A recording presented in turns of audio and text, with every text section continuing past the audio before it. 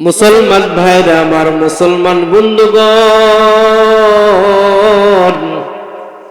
মুসা নবী একবার আল্লাহর সঙ্গে সাক্ষাতের জন্য যাচ্ছিলেন।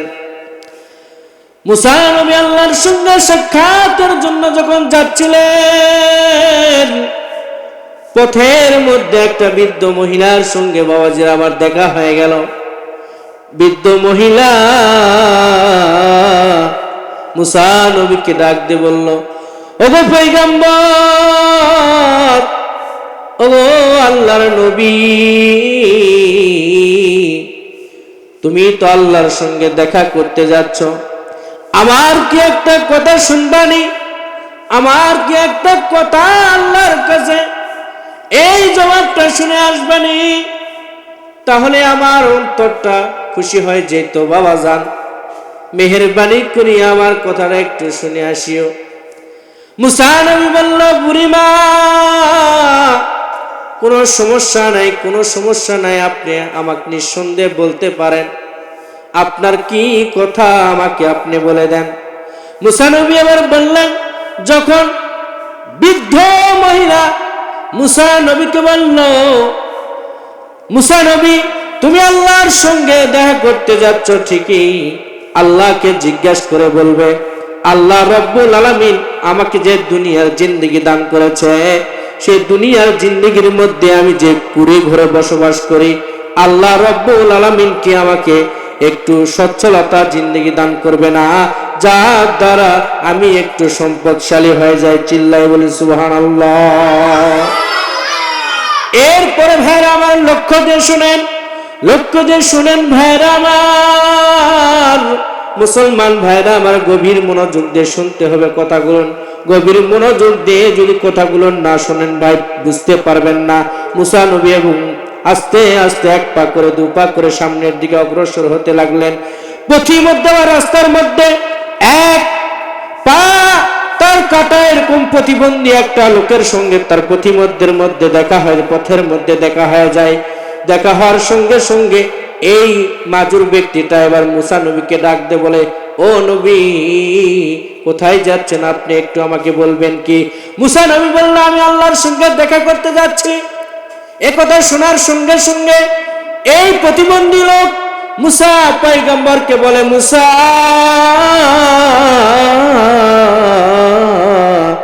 ও মুসা, আমার একটা দরখাস্ত আল্লাহর দরবারে আছে, মেহেরবানি করিয়া তুমি যদি আল্লাহকে বলো, আমার এই কথাটার অ্যান্সারটা আমার জানা হয়ে যাবে।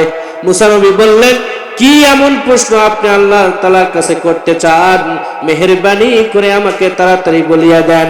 এবার সেই এইরকম ভাবে পা কাটা মাজুর ব্যক্তিটা, পা কাটা প্রতিবন্ধী মানুষটা বলে দিল, ও মুসা, আল্লাহর কাছে যাই বলবা, আল্লাহকে বলবা, আমি একটা ল্যাংড়া লুলা মানুষকে আল্লাহ তাআলা যে তৈরি করেছে দুনিয়াতে, আমার দুইটা পা কাটা, আমার পা দিয়ে তো দুইটা পা কাটা, আমি ব্যবসা করতে পারি না, আমি কোনো কাজে আসতে পারি না, আমি আমার দুনিয়ার কোনো কাজে আসি না। আল্লাহ রাব্বুল আলামিন আমাকে কি অনর্থক তৈরি করেছেন? আল্লাহ তাআলা নাকি আমাকে অনর্থক সৃষ্টি করেছেন কিনা, এটা আমি একটু জানতে চাই। আল্লাহ রাব্বুল আলামিনের থেকে শুনে আসবেন, আমি কি দুনিয়াতে শুধু এমনি এমনি অনর্থক সৃষ্টি হয়েছে? আল্লাহ তাআলা এমনি করেছে নাকি আমার কোনো উদ্দেশ্য আছে?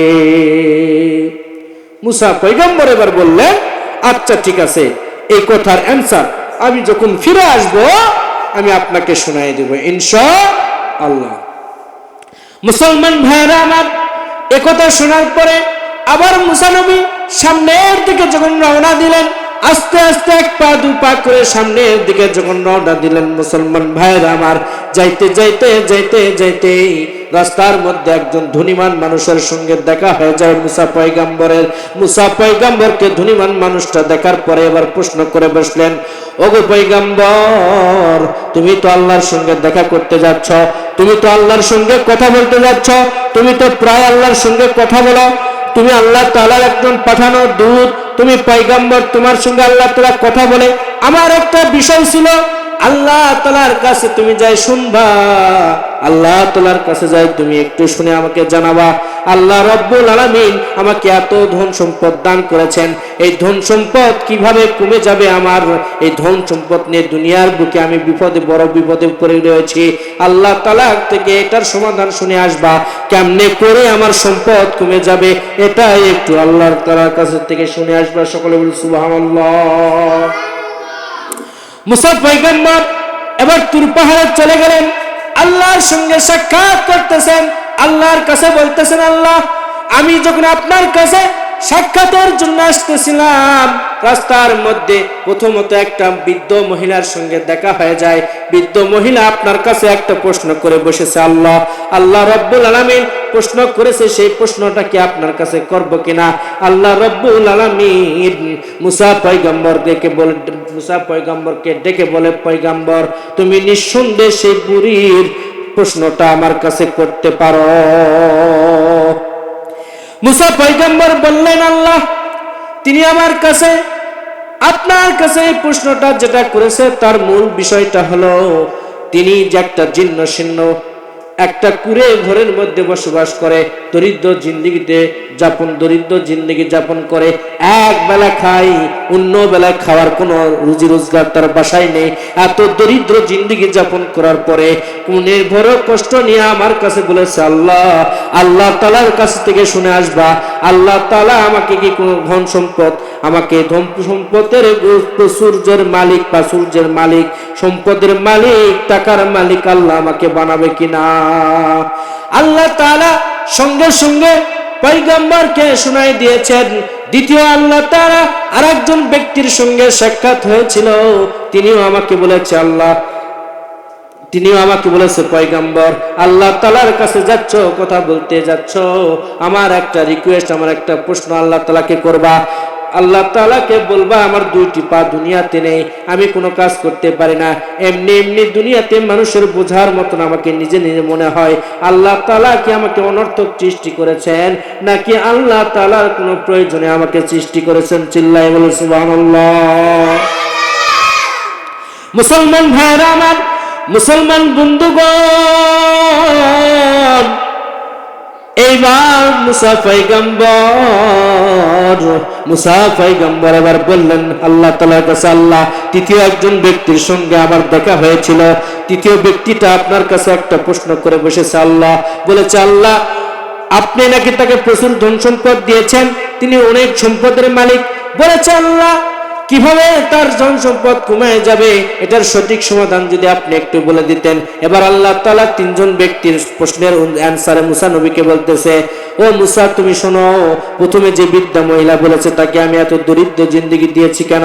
বৃদ্ধা মহিলার অন্তরের মধ্যে অনেক হিংসা রয়েছে, নিয়ামতের শুকরিয়া আদায় তিনি করতে জানে না, নিয়ামতের শুকরিয়া আমি রবের দরবারে তিনি করে না, এই জন্য আমি আল্লাহ তাআলা তাকে সম্পদের মালিক বানাই না। তুমি তাকে বলে দিবা, সে যদি তার নিয়ামতের শুকরিয়া বেশি বেশি আমি রবের দরবারে করতে পারে, আমি আল্লাহ তাআলা কথা দিলাম তাকে আমি সম্পদশালী বানাই দিব। সুবহানাল্লাহ।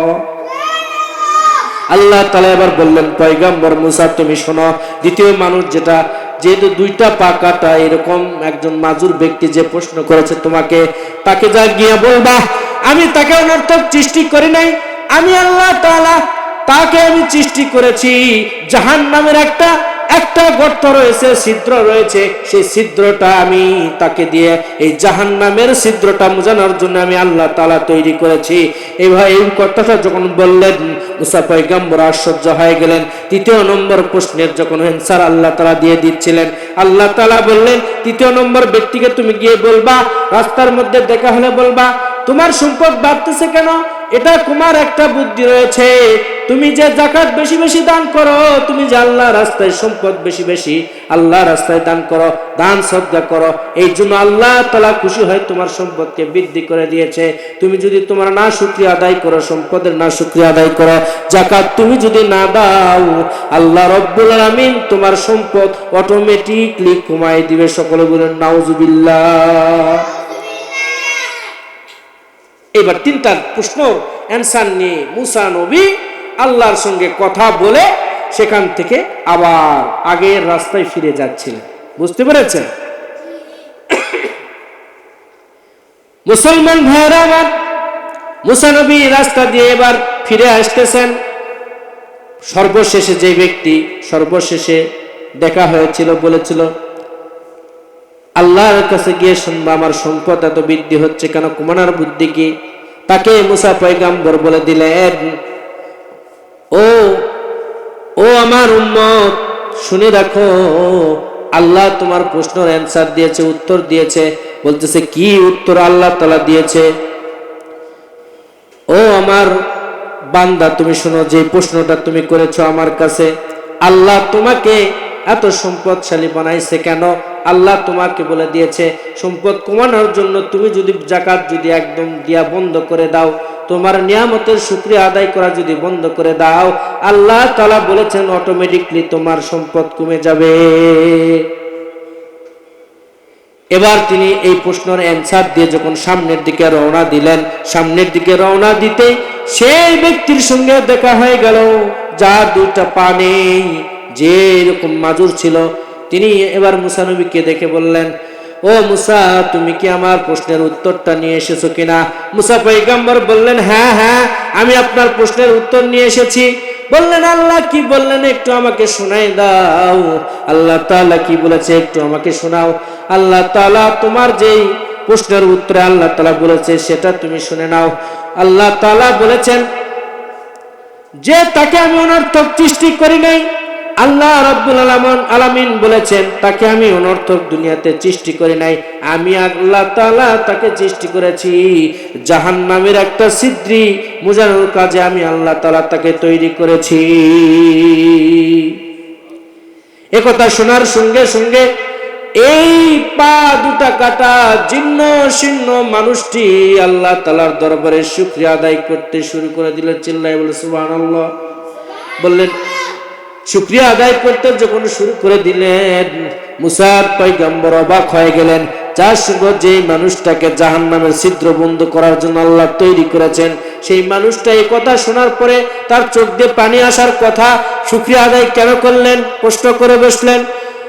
সেই ব্যক্তি এবার জবাবে বলেন, আল্লাহ রাব্বুল আলামিন, আমি তো এতদিন জানতাম আল্লাহ আমাকে অনর্থক সৃষ্টি করেছেন, আমার দ্বারা কোনো কাজ হবে না, দুনিয়াও হবে না, আখিরাতও হবে না, হয়তো আমাকে অনর্থক আল্লাহ সৃষ্টি করেছেন।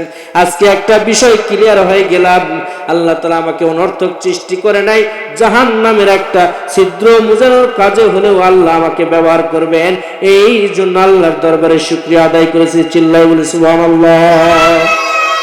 এই শুকরিয়া আদায় করার সঙ্গে সঙ্গে আল্লাহ রাব্বুল আলামিন তার পাটাকে সুঠাম দেহের অধিকারী বানাই দিলেন এবং সুন্দর ভাবে দুইটা পা আল্লাহ তাআলা তাকে ফিরাই দিলেন। চিল্লায় বলি সুবহানাল্লাহ। এবার সেই প্রথম অবস্থায় মুসা নবী যে বৃদ্ধ মহিলার সঙ্গে রাস্তার মধ্যে দেখা হয়েছিল, এবার সেই পুনরায় সেই মহিলার সঙ্গে দেখা হয়ে যায়। মহিলা ডাক দিয়ে বললেন, পয়গম্বর, ওগো পয়গম্বর, ওগো মুসা, কি এমন উত্তর নিয়ে আসছো? কি এমন উত্তর নিয়ে আসছো মুসা? তাড়াতাড়ি বলো, শোনার জন্য আমার কলিজাটা ফাট ফাট হয়ে যাচ্ছে রে মুসা। মুসা পয়গম্বর বললেন, ওগো বৃদ্ধ মহিলা, কান খুলে শুনে রাখো, আল্লাহ তাআলা বলেছে আপনি যে দরিদ্র জিন্দেগি যাপন করেন, ঠিক আছে, আপনি দরিদ্র জিন্দেগি যাপনের জন্য সবচাইতে বড় আমল যেটা করতে হবে আল্লাহ বলেছে, আপনি যদি নিয়ামতের শুকরিয়া আদায় বেশি বেশি করেন, আপনাকে আল্লাহ যে হালতে রেখেছে হালতের উপর যদি শুকরিয়া রবের উপর যদি বেশি বেশি আপনি করতে পারেন, আল্লাহ রব্বুল আলামিন আপনাকে সম্পদশালী বানায় দিবে। চিল্লাই বলি সুবহানাল্লাহ। এবার বৃদ্ধ মহিলা বেশি বেশি শুকরিয়া আদায় করতে শুরু করে দিলেন। আল্লাহ তাকে অবশেষে অনেক সম্পদের মালিক বানায় দিয়েছিল। চিল্লাই বলি সুবহানাল্লাহ। তাহলে প্রিয় ভাইরা, আমাদেরকে ফার্স্ট টাইম কি করতে হবে? যাকে যে হালতে রব রেখেছেন এই রবের শুকরিয়া আমাদেরকে বেশি বেশি করতে হবে। দেখবেন অটোমেটিকলি আপনার সম্পদ, টাকা পয়সা, অর্থ, সম্মান, খ্যাতি সব কিছু বাড়ায় দিয়েছেন যিনি, তিনি কে? দ্বিতীয়ত হচ্ছে মাজুর হই না কেন, আমি কানা হই না কেন, খুরা হই না কেন, ন্যাংরা হই না কেন, লুলা হই না কেন, এমন চিন্তায় আমরা থাকি। মনে হয় হ্যাঁ ফিউজ হয়ে গেছি রে, দুনিয়াত মনে হয় আমার কোনো দাম নাই, এরকম ব্যক্তি ভাব করে। এরকম মানুষ আছে না নাই? আছে না নাই? তাদেরকে বলতে চাই, আল্লাহ কোনো না কোনো কাজের জন্য আপনাকে আল্লাহ বানাইছে। আপনাকে মন খারাপ করা যাবে না, রবের উপর নাশুকরি করা যাবে না প্রিয় ভাইয়েরা আমার। এই জন্য রবের কাছে আমাদেরকে বেশি বেশি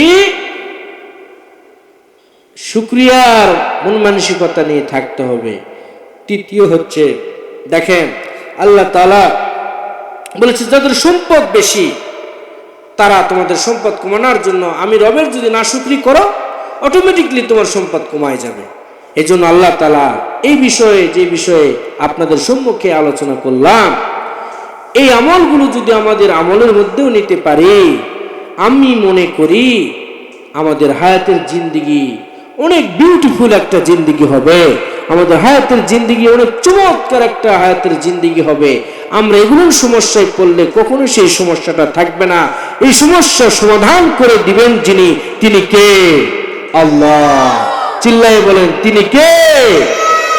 আল্লাহ রাব্বুল আলামিন আমাদের সকলকে এই কথাগুলোর উপর আমল করার তৌফিক দান করুক। ওয়া আখিরু দাওয়ানা আলহামদুলিল্লাহি রাব্বিল আলামিন। আসসালামু আলাইকুম ওয়া রাহমাতুল্লাহ।